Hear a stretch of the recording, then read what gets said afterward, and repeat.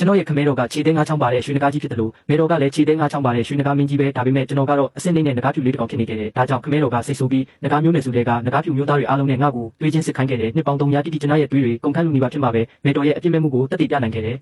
နဂါးမျိုးနွယ်စုရဲ့စီးမြင့်တွေကကောင်းကင်ထက်တောင်ကြီးမားတယ်လေရွှေနဂါးကဧကရအာနာကိုစုပ်ကိုင်ပြီးငွေနဂါးကစစ်အာနာကိုစီမံတယ်နဂါးနက်ကပြစ်ဒဏ်ပေးခြင်းနဲ့ထောင်တွင်းကိစ္စရပ်တွေကိုအုပ်ချုပ်ပြီးကျွန်တော်တို့နဂါးဖြူတွေကတော့အနှိမ့်ကြဆုံးအစေခံတွေပဲဖြစ်ခွင့်ရှိတာသူတစ်ပါးခိုင်းစီသမျှလုပ်ရတဲ့ဘဝပေါ်ကျွန်တော်ကနဂါးမင်းရဲ့တားအကြီးဆုံးဖြစ်ပါလျက်နဲ့အနှိမ့်ကြဆုံးနဂါးဖြူအစင်တန်းကိုစုပ်ကိုင်ထားရတယ်မျိုးနွယ်စုခွဲအားလုံးကလည်းအရှိမင်းသားနေရာကိုမျက်စိကျနေကြပြီးကျွန်တော်ကိုယာရုကနေဖယ်ရှားဖို့အခွင့်အရေးကိုပဲစောင့်နေကြတာကျွန်တော်ရဲ့ရွှေနဂါးညီလေးမွေးဖွားလာတဲ့အချိန်ကြီးပေါ်မှာပဲသူတို့ရဲ့အာဏာမတ်မောမှုတွေငြင်းအေးသွားခဲ့တဲ့ရွှေနဂါးညီလေးရဲ့အရိုက်အရာခံနေရာကိုမထိခိုက်စေဖို့အတွက်ခမဲတော်ကတားကိုတက်တဲ့အမဲဆက်မခံချင်တာကြောင့်ကျွန်တော်ရဲ့ကျင့်စဉ်စွမ်းတွေကိုကိုယ်တိုင်ဖျက်ဆီးပစ်ခဲ့တယ်ပြီးတော့လူပြည်ကိုနှင်ထုတ်လိုက်တယ်နဂါးဘွားခမ်းမဆောင်ကြီးထဲမှာနဂါးနဲ့အကြီးကဲကကျွန်တော်ညီလေးအတွက်နှိုးထားခြင်းခန်းနာကိုလုပ်ပေးခဲ့တယ်သူ့မှာခြေသေးငါးချောင်းပါတဲ့ရွှေနဂါးသွေးပါဝင်ကြောင်းကြီးညာခဲ့ချိန်မှာတခမ်းမဆောင်လုံးရုပ်ရုပ်တဲတဲဖြစ်သွားခဲ့ရတယ်ချီကျူးကွန်ပျူတာတွေကတတိကြီးထွက်ပေါ်လာပြီးအော်ကွမ်ငါရဲ့အတုံးမကျတဲ့အကူကြီးမင်းအခုဘယ်လိုခံစားနေရမလဲဆိုတာငါမသိဘူးတော့မျိုးနွယ်စုဝင်အားလုံးကတရောတဲ့မျက်လုံးတွေနဲ့ကျွန်တော်ကိုကြည့်နေကြတယ်လွန်ခဲ့တဲ့10နှစ်ကကျွန်တော်ဟာအော်လဲရဲ့လက်ရှိနေရာမှာရပ်နေခဲ့တာအနေဆုံးအဆင့်ရှိတဲ့ခြေသေး3ချောင်းနဂါးဖြူသွေးလို့သတ်မှတ်ခံခဲ့ရတယ်ဒါကထိုစဉ်ကအကြီးကျယ်ကြရက်ရိုက်ခတ်ခဲ့တဲ့ကောလာဟာလာတွေအရက်ရက်ကထွက်ပေါ်လာပြီးခမဲတော်ကိုတိတ်ခါချခဲ့ကြတယ်ဒါကဘရင်တစ်ပါးဖြစ်တဲ့ခမဲတော်ကိုအကြီးကျယ်ဒေါသထွက်စေခဲ့တယ်သူကနဂါးမင်းမိတ်တော်ကိုထုတ်ပြန်ပြီးကျွန်တော်နဲ့နဂါးဖြူအားလုံးကိုတွေးစစ်ခိုင်းခဲ့တယ်တလားတီတီကျွန်တော်ဟာနေတိုင်းတွေးစစ်တဲ့ဒုက္ခကိုခံစားခဲ့ရတယ်ကျွန်တော်တွေးတွေကုန်လူနီးပါးဖြစ်ပေမဲ့သူကတော့နည်းနည်းလေးမှမတနာခဲ့ဘူးကျွန်တော်ရဲ့တွေးမှုတွေကိုအချိန်ချင်းလဲလှယ်ခဲ့ရတယ်ဒါမှကျွန်တော်နဲ့မေတော်ရဲ့အပြစ်မဲ့မှုကတက်တည်ပြနိုင်ခဲ့တာနောက်ထပ်နဂါးမျိုးနွယ်စုရဲ့ယာရုအာနာကအတုံးမကျတဲ့နဂါးဖြူတစ်ကောင်ရဲ့လက်ထဲကိုဘယ်တော့မှရောက်မလာစေရဘူးခမဲတော်ကစိတ်ထဲကနေဆုံးဖြတ်ပြီးနဂါးငွေမြူရေးစီမံကိန်းကိုစတင်ခဲ့တယ်ကျွန်တော်ကတော့နန်းအေးတဲ့ကိုအနှိမ့်ထုတ်ခံရပြီးပြစ်ပယ်ထားခြင်းခံခဲ့ရတယ်နှစ်အကြာမှာအော်လဲမွေးဖွားလာပြီးကောင်းကင်ကနမိတ်ကောင်းတွေပြသခဲ့တဲ့အကြီးအကဲတွေအားလုံးတုံးလုံးကုန်ကြပြီးခမဲတော်ကအလွန်ဝမ်းသာသွားခဲ့တယ်လူထချင်းခန်းနာမလုပ်ရသေးလို့တာမဟုတ်ရင်ကျွန်တော်ရဲ့နဂါးတစိတ်ကိုဖျက်ဆီးလိုက်မှာဒါပေမဲ့ကျွန်တော်ရဲ့အခြေအနေကပိုပြီးတော့ဆိုးရွားလာခဲ့ရတယ်ကျင့်စဉ်ရင်းမြစ်တွေမရယုံတင်မကပဲဘေးပတ်ဝန်းကျင်ကလည်းအထင်သေးကြတယ်ကျွန်တော်ရဲ့မေတော်တယောက်ပဲကျွန်တော်ကိုကြည့်ပြီးမျက်ရည်ကျခဲ့ရတာဒါပေမဲ့မကြခင်မှာပဲခမဲတော်ကသူ့ရဲ့အာနာဆက်ကိုတည်တံ့စေဖို့အတွက်မေတော်ကိုအဆုံးမဲ့ငရဲတဲ့ကိုချပစ်ခဲ့ပြီးဘယ်တော့မှပြန်မလာနိုင်အောင်လုပ်ခဲ့တယ်ကျွန်တော်ခမဲတော်ကိုတွားမိပေမဲ့ရိုက်နှက်ခြင်းကိုပဲခံခဲ့ရတယ်တကူလုံးအယိုးတွေကြီးမွားပြီးတစ်နှစ်လောက်ကူးတတ်ခဲ့ရတယ်အော်လဲကတော့တရက်ထက်တရက်ကြီးပြင်းလာပြီးအချစ်ခံခဲ့ရတယ်သူကနဂါးမျိုးနွယ်စုရဲ့မျိုးဆက်တစ်ဘရင်ငယ်လေးဖြစ်လာခဲ့တယ်ကျွန်တော်ကတော့သူကဘယ်တော့မှမျက်နှာသာမပေးခဲ့ဘူးတွေ့တိုင်းလောင်ပြောင်တာဒါမှမဟုတ်ဆဲဆိုတာတွေပဲလုပ်လို့ရှိတယ်သူသာခြေသေးငါးချောင်းရွှေနဂါးသွေးကိုနိုးထနိုင်ခဲ့ရင်ကျွန်တော်အတွက်ဘေးဒုက္ခပဲအခုခမ်းမဆောင်ကြီးတွေကလူတိုင်းကအော်လဲရဲ့အကြည့်အတိုင်းကျွန်တော်ကိုကြည့်နေကြတယ်ကျွန်တော်ရဲ့တက်လုံးကိုကြည့်ဖို့စောင့်နေကြတာသူတို့အမြင်မှာကျွန်တော်ကအသက်ခံရတော့မယ်သူငယ်လေးလိုပဲဘာဖြစ်လို့လဲအော်လဲကကျွန်တော်ရဲ့ယာရုနေရာကိုလိုချင်နေတာကြပြီးကျွန်တော်ကနာကြီးနေပေမဲ့ဘာမှမတတ်နိုင်ဘူးဖြစ်နေတယ်အတုံးမကျတဲ့ကောင်ကအတုံးမကျတဲ့ကောင်ပဲတော်လန်မှုတော့မကြိုးစားနိုင်ဘူးမင်းတို့အကိုကြီးရှိတာငါအတွက်တကယ်အဆက်ကွဲမှုပဲမင်းလည်းမင်းရဲ့အစွမ်းမရှိတဲ့မေတော်နဲ့အတူနေရတဲ့ကိုသွားတင်တယ်ဒီနေ့တွေမှာမေတော်ကကျွန်တော်ရဲ့အထိမခံတဲ့အရာပဲဘယ်သူထိပါရဲမလဲအော်လဲဖြစ်ပါစေဦးတော့ကျွန်တော်ဒေါသထွက်သွားပြီးကျွန်တော်ညီကိုအော်ဟစ်လိုက်ပြီးနဂါးတွင်ပြောင်းကတိုက်ခိုက်ဖို့ပြင်လိုက်တဲ့အဲ့ချိန်မှာကောင်းကင်ဘောကရွှေနဂါးလက်ဝါးကြီးပေါ်လာပြီးကျွန်တော်ကိုဖိချလိုက်တဲ့ဒါကကျွန်တော်ဖခင်ရဲ့လက်ချက်ပါပဲဒါတော့ဒုတိယမြောက်အော်လဲကတော့အရိုက်ရာကိုစက်ခံလိုက်မယ်နောက်ထပ်ခြေသိန်းငါးချောင်းပါတယ်နဂါးမင်းကြီးအဖြစ်ခမဲတော်ရဲ့အတန်ကအေးဆက်ပြီးကိယူနာတင်းမဲ့နေတယ်ကျွန်တော်ရဲ့ရင်ဘတ်ထဲကနေနဂါးတစ်စိတ်ကအတင်းကျပ်အလုခံလိုက်ရတယ်ပြီးတော့အော်လဲရဲ့နဖူးစီကိုပြန်တန်းဝင်ရောက်သွားခဲ့တယ်ဟိုကတော့သွေးတွေအန်ထုတ်ပြီးလဲကျသွားခဲ့ရတယ်ဟင်းလင်းပြင်ကြီးပွင့်ထွက်လာပြီးကျွန်တော်ကိုခမဲတော်ကသူ့လက်နဲ့ဆွဲကင်ပြီးအဲပေါက်ထဲကိုနှင်ထုတ်လိုက်တယ်ကျွန်တော်ရဲ့ခန္ဓာကိုယ်တစ်ခုလုံးစုပ်ပြတ်တက်သွားခဲ့ရတယ်တတိမေလူနီးပါးချိန်မှာအလင်းရောင်တစ်ခုကကျွန်တော်ကိုလွှမ်းခြုံပေးခဲ့တဲ့ဒဏ်ရာတွေအားလုံးချက်ချင်းပြန်လဲကောင်းမွန်လာခဲ့တယ်ကျွန်တော်ရဲ့စိတ်ထဲမှာကောင်းကင်ဘုံရဲ့တရားတန်တွေကြားလိုက်ရတယ်ကောင်းကင်ဘုံရဲ့တရားလမ်းစဉ်ကလိုအပ်ချက်တွေကိုဖြည့်ဆည်းပေးတယ်နဂါးပြလမ်းစဉ်ကတတော်အားလုံးရဲ့စွမ်းအားကိုစုစည်းစေတယ်ကျွန်တော်ပြန်လို့လာတဲ့အချိန်မှာလူပြည်ရဲ့တောင်ကဘာရန်ထက်ကိုရောက်နေပြီးလှမ်းကြည့်လိုက်တဲ့အခါကောင်းကင်ထက်ကကြေတာယာတွေကိုတွေ့ရတဲ့ရှေ့ဘက်ကနဂါးပြကျေစုကအတောက်ပဆုံးဖြစ်နေတယ်တကယ်တော့ကျွန်တော်ကနဂါးဖြူတွေးမဟုတ်ပဲအစွမ်းထက်ဆုံးနဂါးဘိုးဘေးတွေးဖြစ်နေလို့ပဲဒါကကျွန်တော်ရဲ့တွေးမျိုးနဲ့စုမနိုးထခင်ကဘိုးဘေးအသွင်ပြန်ပြောင်းနေဖြစ်စဉ်မှာအင်းလင်းပြင်ရဲ့ကြီးမားတဲ့စွမ်းအားစီးကြောင်းတွေထဲမှာဖြတ်တန်းပြီးတဲ့နောက်ကျွန်တော်ရဲ့နဂါးဘိုးဘေးတွေကအပြည့်အဝနိုးထလာခဲ့ပြီးဒီကိုယ်လုံးမှာရှိတဲ့တွေးတွေကလည်းပြင်းပြင်းထန်ထန်ကိုလှုပ်ရှားလို့နေတယ်အခုချိန်မှာကျွန်တော်လှုပ်ရှားလို့မရသေးဘူးဒါကကျွန်တော်ခန္ဓာကိုယ်ကဒီတွေးမျိုးနဲ့စုရဲ့စွမ်းအားတင်းနဲ့လိုက်ရောညီထွေဖြစ်အောင်လုပ်နေလို့ပဲဒီစွမ်းအားတွေကိုကျွန်တော်အကျွမ်းမဲ့ဆုပ်ယူပြီးသွားတဲ့တနေ့မှာတော့ကျွန်တော်ဟာနဂါးမျိုးနဲ့စုရဲ့အစွမ်းထက်ဆုံးဘရင်တစ်ပါးဖြစ်လာလိမ့်မယ်အော်လဲရဲ့ခြေသိန်းငါးချောင်းရွှေနဂါးစွမ်းအားထက်အစပေါင်းများစွာတာလွန်တဲ့စွမ်းအားပေါ့ရေစရာကောင်းတာကအော်ဘိုင်ဟာအမြင်အာရုံကင်းမဲ့ပြီးကျွန်တော်ရဲ့မေတော်ကိုအဆုံးမဲ့ငရဲရဲချပစ်ခဲ့တယ်လို့ကျွန်တော်ကလည်းလူပြည်ကိုနှိမ့်ထုတ်ခဲ့တယ်ဒါပေမဲ့ဒါကပဲကျွန်တော်ကိုအခွင့်အရေးပေးလိုက်တယ်လို့ဖြစ်သွားမယ်လို့သူမထင်ထားခဲ့ဘူးကျွန်တော်ရဲ့ကျင့်စဉ်အောင်မြင်မဲ့နေ့ကိုစောင့်ပါဦးကျွန်တော်နဂါးပြည်ကိုမူးချပြန်လာခဲ့မယ်အော်ဘိုင်ကိုကိုယ်တိုင်တက်ဖြတ်ပြီးမေတော်ကိုငရဲရဲကနေအပြီးတိုင်ကဲထုတ်မယ်ကျွန်တော်မတည့်ရက်ဖို့ပြင်လိုက်တဲ့အချိန်မှာပဲဝေးကွာလာတဲ့ကောင်းကင်ရံထက်မှာဟင်းလင်းပြင်အကွဲကြောင်တစ်ခုပေါ်လာတာကိုတွေ့လိုက်ရတယ်ငကားနဲ့တကောင်ကခေါင်းပြူထွက်လာပြီးတော့မြေပြင်နဲ့တစ်ခုခုကိုလိုက်လည်ရှာဖွေနေခဲ့တယ်ကျွန်တော်အဲ့ဒီငကားနဲ့ကိုမှတ်မိတာပေါ့သူကကျွန်တော်ညီအော်လဲရဲ့လက်ပါစီတယောက်ပဲဒီကောင်ကကျွန်တော်ကိုလာရှာနေတာသိချတယ်အော်လဲဒီကောင်ကကျွန်တော်တက်ကိုလိုချင်နေတော့ပဲကိုဒါကြောင့်ကျွန်တော်ကဘာရံထက်ကနေအောက်ကိုခုန်ချလိုက်ပြီးကြောက်ဆောင်နေရမှာလက်ပစ်ကူပြီးကိုတစ်ခုကိုကိုယ်တိုင်ဖန်တီးလိုက်တဲ့ကိုရဲကိုရောက်သွားတဲ့အခါမှာတော့ခန္ဓာကိုယ်တွေကသွေးတွေကိုကျွန်တော်ထပ်ပြီးမထိန်ချုပ်နိုင်တော့ဘူးဖြူစင်တဲ့စွမ်းအမြင်တန်းတွေကကျွန်တော်ကိုယ်တွေကနေထွက်လာပြီးကိုယ်အိမ်တစ်ခုလိုဝင်းရသွားခဲ့တယ်ဒီလောကလုံးမှာရှိတဲ့ဝိညာဉ်စွမ်းအင်တွေကလည်းဒီကူစီကိုအယူမူစုပြုံရောက်ရှိလာကြတယ်ကျွန်တော်ကတော့အဲ့ဒီစွမ်းအင်တွေကိုလောကကြီးနဲ့ဆုပ်ယူနေခဲ့တာပေါ့ကျင့်စဉ်ပြီးပြည့်စုံသွားတဲ့နေ့ကတော့ကျွန်တော်ငကားပြည်ကိုပြန်ပြီးတိတ်ပိုက်မဲ့နေပဲဖြစ်ရမယ်တနစ်ကြပြီးတဲ့နောက်တကူလုံးမှာခွန်အားတွေပြေဝနေတာကိုခန်းစားလိုက်ရတဲ့ကျင့်ကြံခြင်းကမပြီးဆုံးသေးပေမဲ့ကျွန်တော်ရဲ့အာယုံခံစွမ်းအားအရလူသားမျိုးသမီးတယောက်ဒီကူအနီးနားကိုရောက်လာတာကိုသိလိုက်ရတယ်ဒီနေရာရဲ့ဝိညာဉ်စွမ်းအားကတကယ်ကိုထူထပ်တာပဲ ဒါကရှေးဟောင်းတဲ့ဖျားတွေရဲ့နေရာများလားအဲ့ဒီအမျိုးသမီးကကူပတ်ပတ်လေကစွမ်းအားတွေကိုမြင်တော့ဒီနေရာမှာပဲအခြေချပြီးကြင်ကြံမှုဆုံးဖြတ်လိုက်တယ်မကြခင်မှာပဲသူမကဒီကူဟာစွမ်းအားတွေစုစည်းရဘိုးချက်ဖြစ်မှန်းရိပ်မိသွားခဲ့တယ်မျိုးဆက်တစ်မင်းတော်တော်ရဲတင်တာပဲစီနီယာဒီနေရာမှာကြင်ကြံနေမှကျမမသိလို့ပါတောင်းပန်ပါတယ်ရှင်မင်းဒီနေရာမှာဆက်ပြီးကြင်ကြံနိုင်ပါတယ်ဒါပေမဲ့ကျွန်တော်ရဲ့တရှိမှုကိုတော့ဘယ်သူမှမပြောမိပါစေနဲ့ကျမနာမည်အန်မြောက်ကြီးပါစီနီယာရဲ့ကိယူနာကြောင့်ကျေးဇူးတင်ပါတယ်ရှင်အန်မြောက်ကြီးကဒီနေရာမှာ10နှစ်တိုင်တိုင်နေထိုင်ခဲ့တယ်10နှစ်အကြာမှာတော့တောင်တန်းတွေပေါ်မှာမိုးကြိုးမုန်တိုင်းတွေကြားရောက်လာပြီးအန်မြောက်ကြီးကမိုးကြိုးတွေကြားမှာကောင်းကင်ဘုံရဲ့စမ်းသပ်မှုကိုခံယူခဲ့တယ်ဒီစမ်းသပ်မှုက3ရက်နဲ့3ညတိုင်တိုင်ကြာမြင့်ခဲ့ပြီးအန်မြောက်ကြီးကဝိညာဉ်အမျိုးတွေအဆင့်ကိုကျော်ဖြတ်ပြီးအဆင့်မြင့်ကျင့်ကြံသူဖြစ်လာခဲ့တယ်စီနီယာရဲ့ကာကွယ်ပေးမှုကြောင့်ကျေးဇူးတင်ပါတယ်ရှင်ကျမဒီနေရာမှာဂိုင်းတစ်ခုတီထောင်ခွင့်ပြုပါဦးမလားရှင်ရမယ်ဆိုရင်ကျမစီနီယာရဲ့ဘဝအေးချမ်းမှုကိုတစ်သက်လုံးကာကွယ်ပေးပါမယ်ဒီစနစ်အတွင်းမှာတခြားကျင့်ကြံသူတွေကလည်းဒီနေရာကိုအမြဲလာရောက်စူးစမ်းကြပြီးတိုက်ပွဲတွေနဲ့လူရဲမှုတွေကမပြတ်တမ်းဖြစ်ပွားခဲ့တာအမြောက်ရီသားဒီတောင်တန်းကိုစောင့်ရှောက်ပြီးကျူးကျော်သူတွေကိုမနှင်ထုတ်ပေးခဲ့ရင်ကျွန်တော်လည်းစိတ်အေးလက်အေးနဲ့ကျင့်ကြံနိုင်မှာမဟုတ်ဘူးလေဒါကြောင့်ကျွန်တော်ကစိတ်အာရုံကိုတုံးပြီးသူမရဲ့တောင်းဆိုမှုကိုသဘောတူလိုက်တယ်တနေ့အကြာမှာတော့အမြောက်ရီကဂိုင်းကိုတရားဝင်တီထောင်ခဲ့တယ်ဒါကရှူရှမ်းတဲ့ဂိုင်းဆိုပြီးဖြစ်လာခဲ့တာပေါ့ဒီတော့မှကျွန်တော်လည်းကိုရောက်နေတဲ့နေရာကလူပြည်ရဲ့ရှူရှမ်းတောင်ဖြစ်မှန်းသိလိုက်ရတယ်ရှိခေတ်ကလေးကကျင့်ကြံသူတွေရဲ့တန်ရှင်းရမြေပေါ့အမြောက်ရီရဲ့တပည့်တွေကလည်းနှက်ဆိုးတွေကိုနှိမ်နှင်းပြီးနာမည်ကောင်းရခဲ့ကြတယ်ကျွန်တော်ရဲ့ကူကိုတော့ရှူရှမ်းတောင်ရဲ့တားမြင့်တဲ့မြေဖြစ်သတ်မှတ်ပေးခဲ့ပြီးဘယ်တပည့်မှလာခွင့်မပြုခဲ့ဘူးဒါနဲ့မကသေးပဲအန်မြောက်ရီကရန်နာစေးလုံးတွေကိုလည်းအမြဲလာပို့ပေးတတ်သေးတယ်ဒါတွေအားလုံးကသူမလူပြည်မှာလှည့်လည်ရင်ရှာဖွေစုဆောင်းထားတဲ့အရာတွေပဲဒီစေးလုံးတွေရဲ့စွမ်းအားကအပြည့်အဝရှိလို့ကျွန်တော်အတွက်အများကြီးအထောက်အကူပြုတယ်ကျွန်တော်မတောင်းဆိုခဲ့ပေမဲ့သူမကတော့အမြဲတမ်းကြည့်ဆိုင်ပေးခဲ့တာပေါ့နှစ်ပေါင်းရာချီပြီးနောက်မှာတော့ခန္ဓာကိုယ်တွေကငကားပိုးပေးသွေးကတည်ငြိမ်သွားခဲ့ပြီးစွမ်းအားအများစုကိုလည်းကျွန်တော်ရဲ့ခန္ဓာကိုယ်ကအပြည့်အဝဆုပ်ယူထားနိုင်ခဲ့တယ်ဒီအတော်တွင်းမှာဟင်းလင်းပြင်အကွဲကြောင်းတွေထပ်ပေါ်လာတာကိုသတိပြုမိပေမဲ့ငကားနဲ့တွေလာရှာတိုင်းလဲကျွန်တော်ရဲ့လှုပ်ဝက်ကျင့်စဉ်နဲ့ငကားအငွေ့တက်ကိုဖုံးကွယ်ထားခဲ့လို့သူတို့တွေအမြဲတမ်းလက်ပလာနဲ့ပဲပြန်သွားခဲ့ကြရတာဒီနေ့မှာတော့ကျွန်တော်ရဲ့ကျင့်စဉ်ကအထုပ်ထိပ်ကိုရောက်ရှိလို့လာခဲ့ပြီးတလောကလုံးကစွမ်းအားတွေကသုံးဆမကတဲ့မြန်နှုန်းနဲ့ကျွန်တော်စီစုပြုံလာပြီးနောက်ဆုံးမှာတော့ဖြူစင်တဲ့ပိုးအိမ်ကြီးကပောက်ကွဲထွက်သွားခဲ့ရတယ်။ငကားပိုးပေးရဲ့စွမ်းအားတွေကကောင်းကင်ရန်ထက်ထိထိုးတက်သွားခဲ့ပြီးစီနီယာအဆင်ပြေရဲ့လားရှင်အဆင်ပြေပါတယ်ဒါပေမဲ့နောက်ကျရင်မင်းတို့အတွက်ဒုက္ခပေးမိတော့မယ်ထင်တယ်ခုနကငကားပြစွမ်းအားတွေကောင်းကင်ရန်အထိထိုးတက်သွားခဲ့တာမို့လို့ဒီလောက်ကြီးမားတဲ့ပြောင်းလဲကလောကကြီးကိုလှုပ်ခတ်သွားစေမှာအသေးချာပဲမကြခင်မှာဒုက္ခတွေရောက်လာတော့မယ်ထင်တယ်။စီနီယာစိတ်ချပါကျမတို့ရှူရှမ်းကိုင်းရှိနေတဲ့၍တော့ဘသူကမှစီနီယာရဲ့တရားကျင့်ကြံမှုကိုလာပြီးမနှောက်ယှက်စေရပါဘူး။အဲ့ဒီနောက်လအနေငယ်ကြမှာတော့ရန်သူတွေအားလုံးရှူရှမ်းတောင်ကိုဝိုင်းလာခဲ့ကြတယ်ခွန်လွန်နတ်ဆိုးကိုင်းကအစာကျူးကျော်ဖို့ရောက်လာခဲ့ကြတာပေါ့အန်မြောက်ကြီးကဂတိအတိုင်းပဲရှူရှမ်းတပည့်တွေကိုဥဆောင်ပြီးခုခံခဲ့တယ်နတ်ဆိုးကိုင်းကောင်းဆောင်ရဲ့ဥကောင်းကိုဓာတ်တစ်ချက်တည်းနဲ့ဖျက်ချလိုက်ပြီးအောင်ပွဲကလက်တကန်းလူကိုရောက်နေခဲ့ပြီးကန်ဆိုးစွာနဲ့ကောင်းကင်ရံထက်မှာကြီးမားတဲ့အကွဲကြောင်းကြီးထပ်ပေါ်လာပြီးမိုင်ပေါင်းများစွာရှည်လျားတဲ့ငကားနဲ့ကြီးရဲ့လက်ဝါးကြီးကထွက်ပေါ်လာခဲ့တယ်နတ်ငကားနဲ့ကြီးတစ်ကောင်ကဟိဟောက်ပြီးဆင်းလာတယ်ပြီးတော့မိုးကြိုးတွေတစ်ချက်တည်းပစ်ချလိုက်တာအနာကကျင့်ကြံသူတွေခမရပြဖြစ်လွင့်စင်သွားကြတာပေါ့ဒါကိုမြင်တော့လူတိုင်းကြောက်လန့်တကြားဖြစ်ကုန်ကြတာပေါ့အဲ့ဒီအချိန်မှာမြောင်ကြီးကငကားနဲ့ကြီးကိုအယိုသေးပေးပြီးအထက်နဲ့ဖျားဆင်းတက်လာတာကိုမသိလိုက်ရပါဘူး။ဘာကိစ္စရှိလို့လဲဆိုပြီးမေးလိုက်တဲ့ငကားနဲ့ကြီးကလည်းဒေါသတကြီးနဲ့ဒီနေရာမှာငါတို့ငကားမျိုးတွေရဲ့တစ္ဆာဖောက်ပုံးအောင်နေတယ်။မင်းတို့လူသားတွေမသိချင်းရင်အခုချက်ချင်းထွက်သွားကြစမ်းလို့နာမဲတော့တာပေါ့။မြောင်ကြီးကလည်းအရှုံးမပေးပဲနတ်ဖျားမှားနေပြီထင်တယ်ဒီနေရာကငါတို့ရှူရှမ်းနေပြီပါငကားမျိုးနဲ့တစ္ဆာဖောက်ဆိုတာမရှိပါဘူးလို့ပြန်ပြောလိုက်တဲ့ထိုခါငကားနဲ့ကြီးကတေးချင်နေတာပဲဆိုပြီးမြောင်ကြီးကိုတွန်းထုတ်ပစ်လိုက်တာပေါ့။ဒါပေမဲ့ကူပြီးမှန်ထဲမှာရှိနေတဲ့ကျွန်တော်ကအပြင်ကအခြေအနေအားလုံးကိုအထင်ရှားမြင်နေရတာလေဒါနဲ့လက်ကိုတစ်ချက်ဝေယံပြီးလင်းကြီးတစ်ချက်ခံပြီးပေးလိုက်တာအဲ့ဒီလင်းကြီးကအမ်းမြောင်ကြီးရဲ့ခန္ဓာကိုယ်ကိုတွားပြီးကာကွယ်ပေးလိုက်တယ်အမ်းမြောင်ကြီးခမရတော့အာနာနာနဲ့ကျမစွမ်းဆောင်ရည်မရှိလို့ပါစီနီယာအပြစ်မယူပါနဲ့လို့ပြောရှာတာပေါ့ကျွန်တော်ရဲ့ကိစ္စမရှိဘူးဒီကိစ္စကငါးကြောင့်စတာပဲနောက်ပိုင်းကိစ္စတွေကိုငါပဲတာဝန်ယူမယ်လို့ပြောပြီးငကားနဲ့ကြီးစီကိုတွားလိုက်တယ်ငကားနဲ့ကြီးကကျွန်တော်ကိုမြင်တာနဲ့မင်းနောက်ဆုံးတော့ပေါ်လာပြီပေါ့အော်လက်တခင်ကြီးကမင်းကိုနှုတ်ဆက်ခိုင်းလိုက်တယ်မင်းမတည်ရင်သူစိတ်အေးရမှာမဟုတ်ဘူးဆိုပြီးကျွန်တော်ကိုတိုက်ခိုက်ဖို့ပြင်တော့တာပေါ့အဲ့ဒီအချိန်မှာပဲကျွန်တော်ကစိတ်ဆွမ်းကိုတုံးပြီးတိမ်မဲကြီးတွေနဲ့ငကားနဲ့ကြီးရဲ့ခေါင်းကိုဖျက်ချလိုက်တာငကားနဲ့ကြီးရဲ့သွေးတွေကောင်းကင်ကနေဖြာကျလာတော့တာပေါ့အဲ့ဒီနောက်ကျွန်တော်ကဒီနေ့ကစပြီးလူသားလောကရဲ့ခိုင်းအားလုံးကရှူရှန်ကိုဥဆောင်သူဖြစ်ထားပြီးစီလုံးစွာနဲ့ရန်သူကိုအတူတူတွန်းလှန်ရမယ်ကန့်ကွက်တဲ့သူရှိရင်အကုန်တက်စီလို့ကြေညာလိုက်တယ်ကျွန်တော်ရဲ့အတန်ကနတ်ဖျားစွမ်းအားနဲ့အတူလူသားလောကတစ်ခုလုံးကိုလင်းမြန်စွာပြန့်နှံ့သွားပြီးခိုင်းအားလုံးကအမ်းမြောင်ကြီးကိုပဲဥထိတ်ထားကြတော့တာပို့ပြီးတော့ငကားမျိုးတွေရဲ့လှုပ်ဝက်ချက်တွေကရှူရှန်သားစီရင်အချို့ကိုအားလုံးစီခွဲဝေပေးပြီးလေ့ကျင့်ခိုင်းလိုက်တ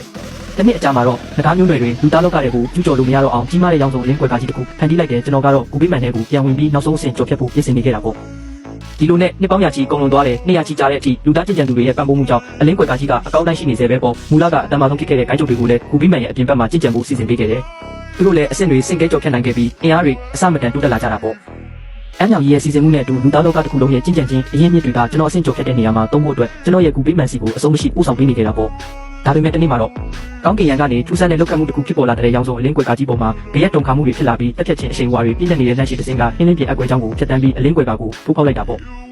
့ကျွန်တော်လည်းထူလန်ရှည်ကိုချက်ချင်းသတိပြုမိလိုက်တဲ့အဲ့ဒီလန်ပေါ်မှာအော်လဲရဲ့အရှိန်ဝါတွေပါဝင်နေတာကိုကြီးမားတဲ့ကွဲအတန်ကြီးကလူသားလောကတစ်ခုလုံးကိုထိမ့်ထွက်သွားစေပြီးအဲ့ဒီလန်ရှည်ကကောင်းကင်ရန်မီးတောက်တွေနဲ့အတူတောင်တန်းတွေကိုတစ်ခုပြီးတစ်ခုထိုးပေါက်ဖျက်ဆီးပစ်လိုက်တာပေါ့သစ္စာဖောက်အော်ကွမ်း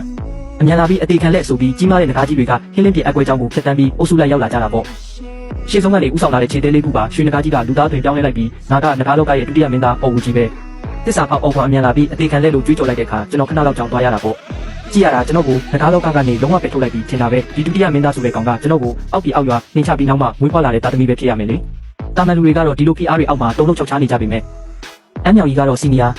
ဒါဆိုရင်ကျမတို့ပဲအရင်ထွက်ပြီးတိုက်လိုက်ပါမယ်လို့ပြောလာတာပေါ့ကျွန်တော်ကညင်သားစွာခေါင်းညှိပြလိုက်ပြီးနက်ဖျားအတိစိတ်ကတဆင့်အဲ့ဒီလူသားမျိုးသမီးကိုကြည့်တာသူတို့ကိုလူသားမျိုးတွေရဲ့အစွမ်းကိုကောင်းကောင်းသိအောင်လုပ်ပြလိုက်ပါလို့ပြောလိုက်တယ်ချက်ချင်းဆိုသလိုရောင်စုံသားအလင်းတန်းရာကျော်ကောင်းကင်ရံတို့ပြန်တက်သွားပြီးမဟာကျူရှန်နာအစီရင်ကြီးတစ်ခုဖြစ်ပေါ်လာတော့တာပေါ့နဂါးရီရဲ့တန်တာကြီးတွေကကျူရှန်နာအစီရင်ကိုမြင်တော့ကြောက်လန့်ပြီးနဂါးတက်ကြီးကထွက်ပြေးဖို့ကြိုးစားပေမဲ့အစီရင်ကြောင့်တေးချေကုန်ကြတာပေါ့ကျူရှန်နာအစီရင်ဆိုတာနဂါးမျိုးတွေတမိုင်းထဲမှာမှတ်တမ်းတင်ထားတဲ့မဟာအစီရင်ကြီးလေအဲ့ဒီနောက်ထပ်ပြီးကြီးမားတဲ့ဓာလင်းတန်းတစ်ခုကျဆင်းလာပြီးအော်ဦးကြီးရဲ့ဦးကောင်းစီတို့တက်တက်ဦးတီသွားတဲ့အဲ့ဒီအချိန်မှာအော်ဦးကြီးကကြောက်မက်ခွင်စွမ်းရည်တွေစူးစီးပြီးရွှေရောင်တကားပလဲအဖြစ်ပြောင်းလဲလိုက်တာပေါ့ဒါကရွှေနဂါးရဲ့မူလသက်ဆောင်ပလဲမှုဒုတိယမင်းသားတယောက်အသက်နဲ့ရင်းပြီးတိုက်ခိုက်နေတာပေါ့ဒါလင်းတန်းနဲ့နဂါးပလဲထိတွေ့မိတဲ့အခါနဂါးပလဲတက်စီသွားပြီးကြီးမားတဲ့စွမ်းရည်မုန်တိုင်းတစ်ခုပေါက်ခွဲထွက်လာတဲ့အော်ဦးကြီးအော်ဟစ်လိုက်ပြီးရွှေရောင်သွေးတွေအန်ထွက်လာတာပေါ့ဒါပေမဲ့အဲ့ဒီဒါလင်းတန်းကတော့ရောပါမသွားပဲနဂါးတက်ကြီးကိုဆက်ပြီးနှိမ့်ဖြစ်လိုက်လို့တွင်းမိုးတွေရွာသွန်းပြီးရောင်စုံရည်တစ်ခုကြီးလိုဖြစ်သွားတာပေါ့အော်ဦးကြီးလည်းလက်တစ်ဖက်တက်သွားရရှာတယ်အဲ့ဒီအချိန်မှာအော်လေးရဲ့အငွေ့တက်ပါတဲ့တန်တန်ကြီးတစ်ခုကအော်ဦးကြီးရဲ့ရင်ဘက်ကိုထိုးပေါက်သွားတယ်အော်ဦးကြီးခမရအကူကြီးမင်းဘာလို့ဒီလိုလုပ်ရတာလဲလို့မေးလိုက်ပေမဲ့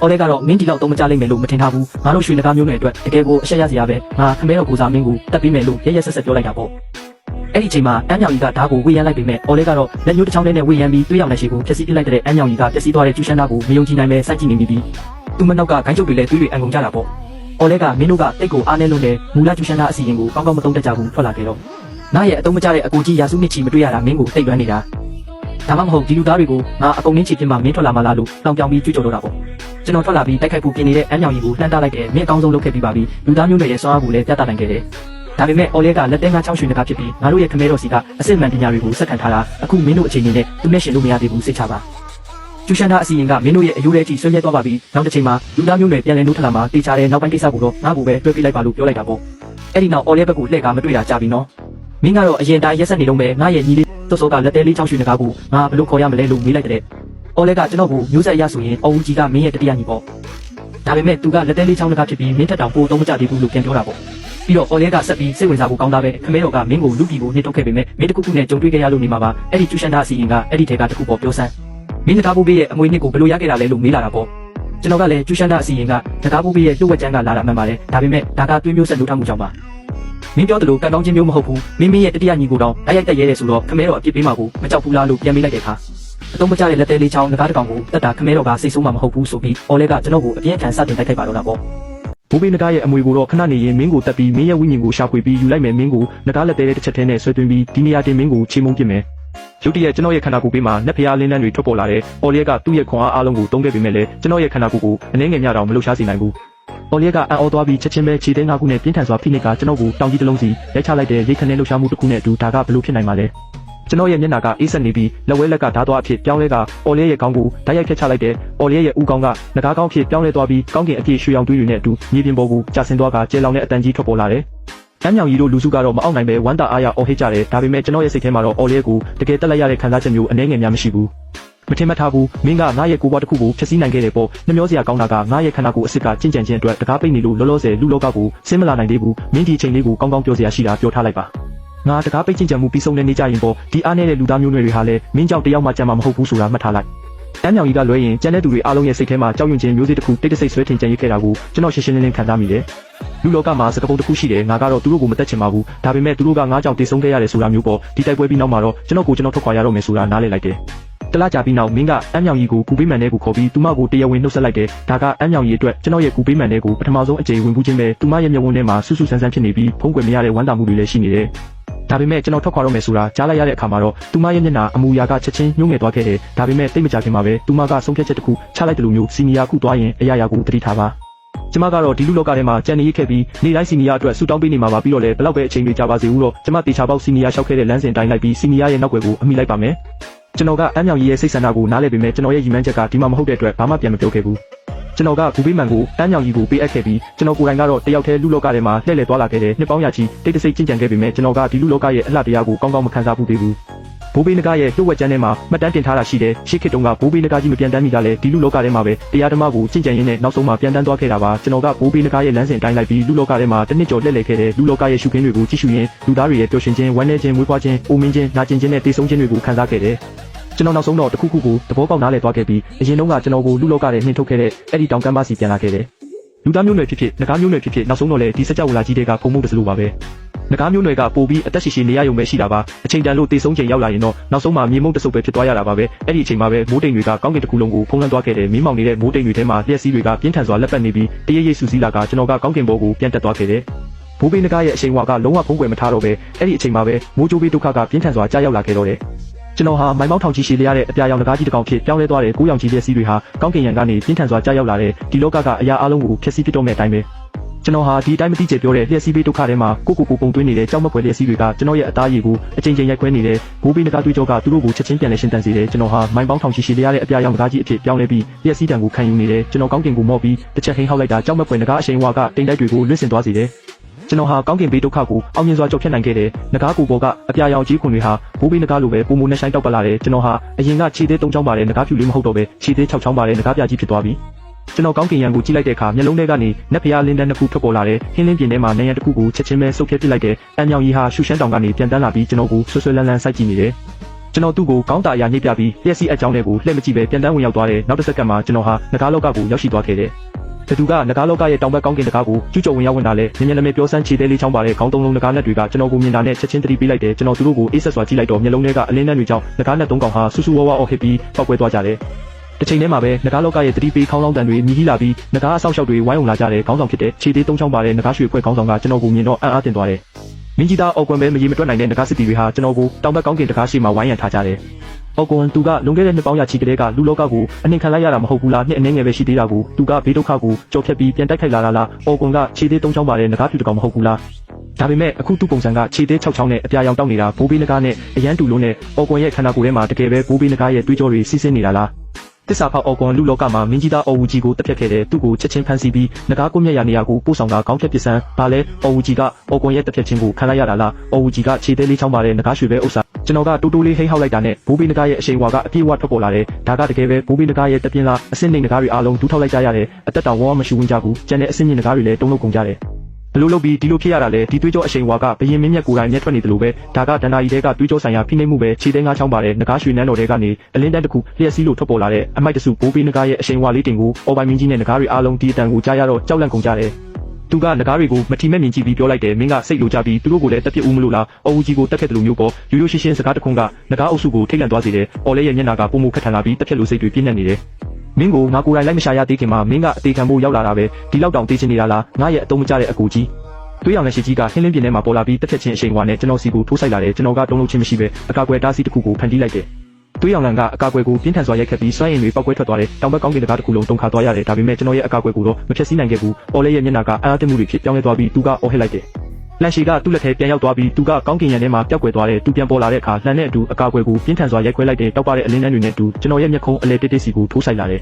ယ်တကူလုံးတောက်ပတဲ့နက်ဖျားလင်းတွေလွှမ်းခြုံထားတဲ့အော်လေးရဲ့လန်ကကျွန်တော်ရဲ့မျက်ခုံးအလဲတိတ်တိတ်ကိုအရှိန်နဲ့ထိုးဆိုင်လာတယ်ဒါပေမဲ့ကျွန်တော်ကလက်ညှိုးလေးနဲ့ခက်ဖွက်ဖွက်လေးပဲပုတ်ထုတ်လိုက်တဲ့လှန်ရှီကြီးကကျွန်တော်ရဲ့လက်ချောင်းတစ်ချောင်းကြားမှာရက်တန်သွားတဲ့ကျေလောင်တဲ့အတန်ကြီးထွက်ပေါ်လာပြီးနန်ထမ်းမှန်တကားဝါကကြောက်တိုင်ကြီးနဲ့တိုင်ချက်ချင်းပြိုကျပျက်စီးသွားတယ်အော်လေးရဲ့ဘလို့မှမထင်မှတ်ထားမိဘူးသူ့ရဲ့အစွမ်းကုန်တိုက်ခိုက်မှုကကျွန်တော်ရဲ့လက်ချောင်းတစ်ချောင်းလေးနဲ့အလွယ်တကူအလဲထိုးခံလိုက်ရတယ်သူ့ရဲ့လှန်ကိုလက်ချောင်းလေးနဲ့ဖယ်ရှားလိုက်ပြီး你太弱了အော်လေးရဲ့မျက်ခုံးအလဲကိုခက်ဖွက်ဖွက်လေးထိုးလိုက်တယ်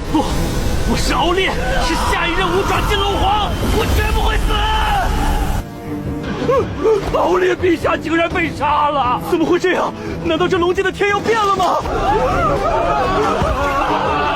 အော်လေးကိုကိုယ်တိုင်တက်ဖြတ်ပြီးနောက်ကျွန်တော်ရဲ့စိတ်ကရှေးဟောင်းရည်တွင်းလိုတည်ငြိမ်နေတဲ့အော်လေးအပေါ်ထားတဲ့အမှုတရားတွေကကျွန်တော်ငကားခန္ဓာကိုယ်ကိုရရှိတဲ့ကပျောက်ကွယ်သွားခဲ့ပြီးသူ့ရဲ့အတိတ်ကလုပ်ရက်တွေကကျွန်တော်အတွက်တော့တိတ်ကိုကလေးဆန်ပြီးရေးစရာကောင်းလို့နဲ့တကယ်ကောက်ကျစ်တဲ့သူကသူမဟုတ်ဘူးသူ့လိုဆရာမျိုးဖြစ်အောင်တွတ်သွင်းပေးခဲ့တဲ့ခေငကားဘရင်အော်ပိုင်ပဲဖြစ်တဲ့အော်ပိုင်ကသာဒီယာအလုံးရဲ့တရခန့်အစ်စ်မှန်ပဲသူ့ရဲ့အရိုက်အရာစက္ကန့်သူအော်လေးရဲ့တည်ခြင်းတရားနဲ့ရင်ဆိုင်နေရချိန်မှာတော့သူပေါ်မလာခဲ့ဘူးကျွန်တော်ကပြူကျနေတဲ့နန်းချမ်းမှန်ရဲ့ထိပ်ဖျားမှာရက်နေပြီးမိုင်ပေါင်းများစွာဝေးကွာတဲ့ငကားနန်းတော်ကြီးကိုလက်ညှော်ကြည့်နေတဲ့အော်ပိုင်ကအခုချိန်မှာအဲ့ဒီနန်းတော်ကြီးထဲမှာရှိနေတာကိုကျွန်တော်ရှင်းရှင်းလင်းလင်းခံစားမိတယ်ကျွန်တော်ကရှုပ်ထွေးနေတဲ့ငကားမျိုးနွယ်စုကိုဂရုမစိုက်ပဲခြေလန်းတလန်းလှမ်းလိုက်ယုံနဲ့နန်းတော်ရဲ့အလဲဘဟုကိုရောက်ရှိသွားတဲ့နန်းတော်ထဲမှာအော်ပိုင်ကလွှဲရင်တခြားဘယ်နဂါမှမရှိတော့ဘူးသူကရာဇပလင်ပေါ်မှာအေးအေးဆေးဆေးထိုင်နေတော့မဲ့အတိတ်ကအတိုင်းနဂါလောကတစ်ခုလုံးကိုငုံငုံကြည့်နေတဲ့သူ့မျက်နှာမှာအံ့ဝါတဲ့အရေးရောင်နည်းနည်းမှမရှိဘူးရွှေရောင်မျက်ဝန်းတစ်စုံကအရင်တိုင်းအေးဆက်လုံးနေတဲ့你来了我来了你为何而来为杀你而来你为何要杀吾为洗杀你的罪孽而来你倒是说说吾何罪之有သူ့ရဲ့ဂရုမစိုက်တဲ့ပုံစံကြောင့်ကျွန်တော်ခဏငေးကနေဖြစ်သွားရတယ်အခုထိညီရဲ့မိတောက်ထဲမှာပိတ်လောင်ခံထားရတဲ့အမေကိုတတိယမိပြီးသူ့ကြောင့်အချင်းချင်းတက်ဖြတ်ခဲ့ကြရတဲ့ညီကိုဒီကိုလည်းတတိယမိတယ်ကျွန်တော်ရဲ့ဒေါသတွေအရှိန်ပြင်းလာပြီးသူ့ရဲ့ကြီးမားတဲ့အဖြစ်သုံးခုကိုတစ်ခုချင်းစီထုတ်ဖော်ပြောဆိုလိုက်တယ်吾还以为是什么罪状，原来不过是些鸡毛蒜皮的小事。吾生而为皇，自当维护皇者威严。命你滴血认亲，不过是赏你一条活路。非滴血认亲，你以为自己能活到今日？至于你母亲也是如此。皇者不能背负任何污名，诞下白龙之责，自然要由你母亲承担。至于你说吾让你们手足相残，那更是天大的笑话。成皇之路本就物竞天择，需踏着无数尸骨前行。就如吾当年也曾亲手斩杀100千兄妹，才杀出这条皇者之路。一派胡言！胡言！哼！你以为吾为何要将你贬下凡间？这天地之间，唯有空间乱流，才能令祖龙血脉觉醒。这等龙族隐秘，吾岂会不知？你下凡不过是给你一条觉醒血脉的生路罢了。至于你究竟能成长到什么地步，那就全看你自己的本事了，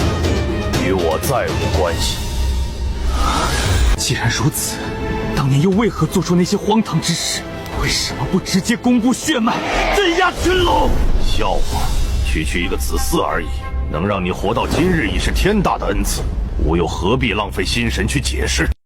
你已經徹底瘋魔了！ကျွန်တော်တို့ရဲ့အတိတ်ပဲမရှိတဲ့စကားတွေကိုဆက်ပြီးပြီးမခံနိုင်တော့ဘူး။ငကားပြရဲ့စွမ်းအားတွေအလုံးပေါက်ကွဲထွက်လာပြီးအော်ပိုင်းစီကိုဖိနှိပ်လိုက်တယ်။ 吾觉得这龙界实在无聊得很，而你的诞生倒是给吾这漫长生命里添了一点趣味。就是不知你到底能取悦吾到什么地步。အော်ပိုင်းကရွှေနဂါးဘရင်ဖြစ်နှစ်ပေါင်းများစွာအသက်ရှင်နေထိုင်လာခဲ့တာသူကဒီလောကရဲ့အရာအလုံးပေါ်စိတ်ဝင်စားမှုကုန်ဆုံးနေခဲ့ပြီးဒါပေမဲ့ကျွန်တော်တို့နဂါးသွေးမျိုးဆက်အစစ်အမှန်မွေးဖွားလာမှုကသူ့ရဲ့စိတ်ဝင်စားမှုကိုပြန်လည်နှိုးထားစေခဲ့တယ်။နဂါးတွင်ပြောင်းလဲခြင်းအခမ်းအနားမှာကျွန်တော်ကနဂါးနဲ့ရဲ့မှားယွင်းသတ်မှတ်မှုကြောင့်နဂါးဖြူ၃កောင်သွေးမျိုးဆက်အဖြစ်အထင်ခံခဲ့ရတယ်။ဒါကသူ့ကိုပို့ပြီးတော့တောင်စိတ်ဝင်စားသွားစေခဲ့တယ်။ဒါကြောင့်တခြားနဂါးတွေတန်တရားဝင်ချိန်မှာသူကတမင်တကာဒေါသထွက်ဟန်ဆောင်ပြငါ့ကိုတခြားနဂါးတွေနဲ့တွေးဆက်ချဆန်းသက်ခိုင်းခဲ့တာတကယ်တော့ကျွန်တော်ရဲ့အသက်ကိုကာကွယ်ပေးဖို့အတွက်ပဲဖြစ်တယ်။သူ့ရဲ့အစီအစဉ်တိုင်းပဲအော်လီယာကမွေးဖွားလာကြတဲ့ကကျွန်တော်နဲ့မတည့်အောင်ဖန်တီးခဲ့တယ်ပြီးတော့ကျွန်တော်ရဲ့အမေကိုလည်းနေရဲမီတောက်ထဲကိုပို့ဆောင်ခဲ့တယ်။သူကကျွန်တော်ကိုပို့ပြီးနဲ့ဆိုင်နဲ့လှုံ့ဆော်မှုတွေပေးနေတာပေါ့ဒါပေမဲ့ဒီလိုအခြေအနေမျိုးမှာတော့ကျွန်တော်ကနိုးထမလာသေးဘူးသူကရှေးဟောက်မှတ်တမ်းတွေကိုအကုန်ရှာဖွေပြီးနောက်ဆုံးမှတွေ့ရှိသွားခဲ့တယ်ဟင်းလင်းပြင်ရဲ့ရုံးရင်းဆန်ခတ်စီးဆင်းမှုကိုဖျက်ဆီးမှသာကျွန်တော်ကိုယ်ကနဂါးဘရင်တွေအစ်စ်အမှန်နိုးထနိုင်မယ်ဆိုတာကိုပေါ့ဒါကြောင့်လဲအော်လဲရဲ့နိုးထခြင်းအခမ်းအနားမှာအဲ့ဒီလိုရုံးရင်းဆန်ခတ်မှုတွေဖန်တီးခဲ့တာပေါ့သူ့မျက်လုံးထဲမှာတော့လောကမှာရှိတဲ့အရာအလုံးကသူ့ကိုစိတ်ကြည်နက်မှုပေးဖို့ပဲတရှိနေတာသူကလောကတစ်ခုလုံးရဲ့ဘရင်ဖြစ်တယ်လို့တက်ရှိအလုံးရဲ့အရှင်သခင်လည်းဖြစ်တယ်တာသမီဆိုတာသူ့ရဲ့စွမ်းရည်နှစ်သာရတစ်ခုပဲဖြစ်တယ်အချင်းချင်းတိုက်ခိုက်ကြပြီးနောက်ဆုံးအကျိုးမြတ်ရမှာကအော်ပိုင်းပဲဖြစ်လိမ့်မယ်အော်ပိုင်းရဲ့စကားတွေကတဆင်တက်ရှိအလုံးပေါ်ထားရှိတဲ့သူ့ရဲ့လစ်လူရှုမှုကိုကျွန်တော်ပြင်းပြင်းထန်ထန်ခံစားရတယ်ဒီလိုလစ်လူရှုမှုကမင်းရဲ့သွေးတွေကိုတစ်ခါမှမဖြစ်ဘူးလောက်အောင်စူပွက်လာစေခဲ့တယ်အဲ့ဒီအချိန်မှာပဲကျွန်တော်ရဲ့မိတောက်တွေကငကားနန်းတော်တစ်ခုလုံးကိုဖျက်ဆီးသွားပြီးကောင်းကင်တစ်ခုလုံးညှို့မိုင်းသွားခဲ့တယ်就是这样，尽情激发你的潜力吧。你的职责就是取悦我，慰藉我。ဒါပေမဲ့ထူးဆန်းတာကကျွန်တော်ရဲ့စိတ်နှလုံးဟာတစ်ခါမှမရှိဘူးအောင်ညှိတက်သွားခဲ့တယ်မမျှော်လင့်ထားဘူး没想到原来你竟是如此可怜可悲可叹你在说什么？我在说原来你不过是个可怜虫罢了အော်ပိုင်းကဒေါသတကြီးအော်ဟစ်လိုက်တယ်ကျွန်တော်လက်ကိုမြောက်ပြီးသူ့စီကိုအဝေးကနေညင်သားစွာဆုပ်ကင်လိုက်တယ်။အေယာမမီတောင်နဂါလက်သေးကြီးကအော်ပိုင်းကိုဖမ်းဆုပ်ထားလိုက်တယ်။လွန်ခဲ့တဲ့နှစ်တွေတုန်းကသူကျွန်တော်ကိုခင်းလင်းပြင်အကွဲကြောင်းနဲ့ပြစ်ချခဲ့တုန်းကလိုမျိုးပေါ့။သူကရုံထွက်ဖို့ကြိုးစားပေမဲ့နောက်တစ်စက္ကန့်မှာသူ့မျက်နှာပြတ်သွားခဲ့တဲ့တောက်လောင်နေတဲ့အဲ့ဒီမီတောက်တွေကရွှေနဂါရဲ့အသက်သွေးကြောစီတိုက်ရိုက်ရောက်ရှိသွားနိုင်တယ်။就是这种感觉，这种死亡的味道，几千年都没有遇到过了。你是第一个死在我这招下的远古龙族，你还真是给吾带来了莫大的愉悦。သူကပိုပြီးယူသွလာလေးလေးကျွန်တော်ကသူ့ကိုပိုပြီးတနာစရာကောင်းတယ်လို့ကြည့်လေလေပဲ你不过是个让人可怜的孤独老头吧သူကရုန်းကန်မှုကိုလက်လွတ်လိုက်ပြီးမျက်လုံးထဲကနေမျက်ရည်တွေစီးကျလာကမိတောက်တွေကြားထဲမှာပြားအဖြစ်ပြောင်းလဲသွားခဲ့တယ်ကျွန်တော်ကမြေပြင်ပေါ်ကပြားတွေကိုကြည့်ပြီးအကြာကြီးစကားမပြောဘဲနေခဲ့တယ်ဒါတွေအားလုံးကနောက်ဆုံးတော့ပြီးဆုံးသွားခဲ့ပြီးအော်ပိုင်းပြီးဆုံးသွားတဲ့တဲ့ရင်ကငကားလောကတစ်ခုလုံးကိုပြန့်နှံ့သွားခဲ့တယ်အဲ့ဒီနောက်ကျွန်တော်ကငရဲမိတောက်တွေထဲကိုသွားပြီးဝင်းမိခင်ကိုကယ်တင်ခဲ့တယ်ငကားလောကကအမြဲတမ်းအစွမ်းထက်တဲ့ပြီးအင်အားကြီးသူကိုပဲအလေးထားတာမကြခင်မှာပဲကျွန်တော်ကိုငကားမျိုးနွယ်စုအားလုံးကငကားဘရင်တဲ့အဖြစ်တင်ရောက်ကြတယ်ငကားဘရင်ဖြစ်လာပြီးနောက်အော်ပိုင်းချမှတ်ခဲ့တဲ့တင်းကျပ်တဲ့အမိန့်တွေကိုမင်းပယ်ဖျက်ခဲ့တယ်ဒါပေမဲ့မူဝါဒအသစ်တွေကအဆင်မပြေခဲ့ဘူးငကားမျိုးနွယ်အားလုံးတန်းတူညီမျှရှိစေရမယ်ဆိုတဲ့ကိစ္စကအဆင့်မြင့်ငကားတွေအတွက်လက်ခံရခက်နေတယ်သူတို့ကအဆင့်လိမ့်ငကားတွေအထူးသဖြင့်အုပ်စုအကြီးဆုံးဖြစ်တဲ့ဗဟိတငကားဖြူတွေကိုသူတို့နဲ့တန်းတူမထားချင်ကြဘူးဒါကြောင့်ဒီလမ်းစဉ်တစ်လျှောက်မှာတွေးထွက်တန်ယူတိုက်ပွဲတွေအများကြီးကြုံတွေ့ခဲ့ရတယ်မူဝါဒတစ်ကနှစ်ပေါင်း200လောက်ကြာမှပဲအောင်မြင်မှုအနည်းငယ်ရရှိခဲ့တယ်ဒီဖြစ်စဉ်မှာကျွန်တော်ကအဆင့်လိမ့်ငကားတွေရဲ့ထောက်ခံမှုကိုအများကြီးရရှိခဲ့တယ်သူတို့ကလည်းကျွန်တော်အတွက်စိတ်လိုလက်ရအမှုထမ်းကြတယ်ဒီလိုနဲ့နေ့ရက်တွေကအေးအေးချမ်းချမ်းကုန်ဆုံးသွားခဲ့တဲ့နောက်ထပ်နှစ်ပေါင်း100ကုန်လွန်သွားတဲ့အခါဝိမိခင်ကကျွန်တော်ရဲ့အိမ်တော်ရေးအတွက်စိုးရိမ်လာခဲ့တယ် ကျွန်တော်အတွက်ကျင်းရတော့ရှာဖွေပေးဖို့စီစဉ်တာကကျွန်တော်ကိုအလွန်စိတ်နှောက်ယှက်ဖြစ်စေခဲ့တယ်အရင်တုန်းကလူလောကမှာလှည့်လည်သွားလာစဉ်ကအိမ်အောင်ရေးကိစ္စတွေကြောင့်စိတ်ဆင်းရဲရတဲ့လူသားတွေကိုကျွန်တော်မြင်ဘူးခဲ့တယ်ငကားမျိုးနွယ်လည်းဒီလိုကိစ္စမျိုးကနေမလွတ်မြောက်နိုင်ဘူးဆိုတာမမျှော်လင့်ထားခဲ့ဘူးဒါပေမဲ့ကျွန်တော်ကတော့ဒီအပေါ်မှာလုံးဝစိတ်မဝင်စားဘူးမိခင်ဖြစ်သူရဲ့တိုက်တွန်းမှုကိုမလွန်ဆန်နိုင်တာကြောင့်ပဲသူသိရှင်ကြားကျင်းရတော့ရွေးချယ်ပွဲလုပ်ခဲ့ရတယ်နောက်ထပ်နှစ်ပေါင်း900လုံးနေတိုင်းနှပ်ပါတဲ့ငကားမလေးတွေကျွန်တော်ရှိကိုရောက်လာကြတယ်ဒါပေမဲ့သူတို့ဘလို့ပဲဆွမ်းဆောင်ပြကျွန်တော်ရဲ့မျက်စိတွေကိုတယောက်မှမဝင်ခဲ့ဘူးဒါကြောင့်မိခင်ကစိတ်မကောင်းဖြစ်ရတယ်လို့ကျွန်တော်လည်းစိတ်ညစ်ခဲ့ရတဲ့နောက်ပိုင်းမှာတော့အော်ပိုင်ရဲ့လူယုံတွေကပုံကန်ချနာခဲ့ကြတယ်ဒါကပဲကျွန်တော်ကိုဒီလိုစိတ်ရှုပ်စရာကိစ္စတွေကနေလွတ်မြောက်စေခဲ့တယ်အဲ့ဒီနောက်မှာတော့နှစ်ပေါင်း1000နီးပါးကြာမြင့်တဲ့ပြည်တွင်းစစ်ကြီးဖြစ်ပွားခဲ့တယ်မူလကတစ်ဖက်သက်အနိုင်ရမယ့်တိုက်ပွဲကကောင်းကင်ပြင်ကနတ်ဆိုးတွေပါဝင်လာမှုကြောင့်အပြောင်းအလဲဖြစ်ခဲ့ရတယ်ဒါကြောင့်စစ်ပွဲကနောက်ထပ်နှစ်ပေါင်း1000လောက်ထပ်ပြီးကြာမြင့်သွားခဲ့ရတယ်စုစုပေါင်းနှစ်ပေါင်း2000ကြာစစ်ပွဲအတွင်းမှာကျွန်တော်ရဲ့စိတ်နှလုံးကတဖြည်းဖြည်းအေးဆက်လာခဲ့တယ်အင်အားကြီးရန်သူတွေကိုတိုက်ခိုက်ဖို့အတွက်အော်ပိုင်လက်ထက်ကတင်းကျပ်တဲ့အမိန့်တွေကိုကျွန်တော်ပြန်လည်အသုံးပြုခဲ့ရတယ်နတ်ဆိုးတွေကိုအောင်နိုင်သွားခဲ့ရင်တော့အဲ့ဒီတင်းကျပ်တဲ့စီးမြင်တွေကိုမရုပ်သိမ်းခဲ့ဘူးဒါကြောင့်အစစ်နှိမ်နဂါးတွေအများကြီးမတရားအပြစ်ပေးခံခဲ့ရတယ်ကျွန်တော်နဲ့နှိစက်တဲ့အကြီးအကဲတွေကလည်းကျွန်တော်ကိုလာရောက်ရှောက်တင်ခဲ့ကြတယ်ဒါပေမဲ့အဲ့ဒီအချိန်မှာကျွန်တော်ကအရာအလုံးအပေါ်ထုံထိုင်းနေခဲ့ပြီးသူတို့ရဲ့မတရားမှုကိုကြည့်ပြီးကျွန်တော်ရဲ့စိတ်ထဲမှာညီးငွေ့စရာကောင်းတဲ့ခံစားချက်တွေပဲဖြစ်ပေါ်နေခဲ့တယ်စစ်ပွဲကာလကကြံရစ်ခဲ့တဲ့စစ်စေးအရာရှိတွေကငကားမျိုးနွယ်အပေါ်ဖိနှိပ်မှုတွေလုပ်လာခဲ့ကြတယ်ဒါကကျွန်တော်ကိုတိတ်တဆိတ်ကျဉ်းနှံ့မှုကိုပေးစွမ်းနေတယ်လို့မျိုးဖြစ်နေခဲ့တယ်အဲ့ဒီနောက်ပိုင်းမှာတော့ကျွန်တော်ရဲ့အရှိန်အဝါကပိုပြီးကြီးမားလာခဲ့တယ်ငကားမျိုးနွယ်အားလုံးကျွန်တော်အကြောင်းပြောရင်မျက်လုံးထဲမှာကြောက်ရွံ့မှုတွေပြည့်ရှိနေကြတယ်ကျွန်တော်ကိုယ်တိုင်လည်းအရာအားလုံးကပြင်းစရာကောင်းလာတယ်လို့ခံစားလာရတယ်တခါတရံမှာကျွန်တော်ကကျိုးစုတစ်ခုလုံးကိုစိတ်အလိုကျဖျက်ဆီးပစ်လိုက်ပြီးကျုံးပေါ်ကတက်ရှိတွေတင်မလားရှင်မလားဂယုမဆိုင်တော့ဘူးကျွန်တော်ကငကားမျိုးနွယ်ရဲ့ဘရင်မှာလူသက်သမားမဟုတ်ဘူးမိခင်ကလာရောက်တားမြစ်ခဲ့ပေမဲ့ကျွန်တော်ကတော့လစ်လူရှုထားခဲ့တယ်ဒါကြောင့်မိခင်ဖြစ်သူကနေတိုင်းပူဆွေးတော့ကရောက်နေခဲ့ရတယ်ဒါပေမဲ့ကျွန်တော်ကတော့ဒီလမ်းကြောင်းပေါ်မှာပို့ပြီးဝေးကွာသွားခဲ့ပြီးဒီလိုပြင်းစရာကောင်းတဲ့နေ့ရက်တွေကနှစ်ပေါင်းဘယ်လောက်ကြာအောင်ဆက်ဖြစ်နေမလဲမသိဘူးနောက်ဆုံးတော့တရက်မှာလူလောကဘက်ကနေကြီးမားတဲ့စွမ်းအင်လောက်ခတ်မှုတစ်ခုထွက်ပေါ်လာခဲ့တယ်ကျွန်တော်ကလူလွတ်ပြီးတွားရောက်စုံစမ်းခိုင်းလိုက်တယ်လူသားမျိုးနွယ်တွေကပညာရှင်တဦးကကျင့်ကြံခြင်းအောင်မြင်ပြီးအထက်လောကကိုတက်လန်းလာတာလို့သတင်းပို့လာတယ်ကျွန်တော်ရဲ့စိတ်အာရုံကိုဖြန့်ကျက်ပြီးကြည့်လိုက်တဲ့အခါအဲ့ဒီလူသားကိုမြင်လိုက်ရတော့ကျွန်တော်ရဲ့စိတ်တွေလှုပ်ခတ်သွားခဲ့ရတယ်